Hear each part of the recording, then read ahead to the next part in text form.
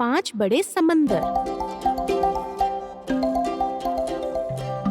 सुनो बच्चों, चलो समंदर किनारे एक खेल खेलते हैं। ठीक है अम्मी। ठीक है, मैं तुम दोनों को कुछ दिखाना चाहती हूँ। क्या तुम्हें खबर है कि दुनिया में कितने समंदर हैं? नहीं, हमें खबर नहीं। सुनो, दुनिया में 5 बड़े समंदर हैं। जो सबसे बड़ा है वो है पैसिफिक ओशन, और उसके बाद आता है Atlantic ocean, Indian ocean, southern ocean और आर्कटिक ओशन।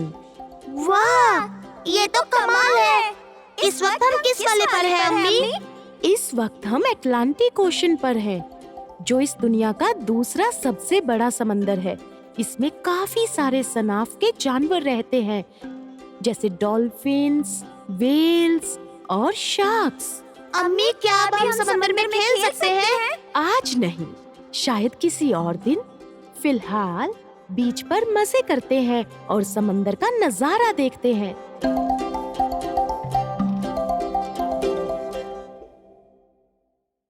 हेलो दोस्तों, उम्मीद है आपको ये वीडियो अच्छा लगा होगा। तो प्लीज लाइक करें, शेयर करें, कमेंट करें और हमारे चैनल को सब्सक्राइब करें।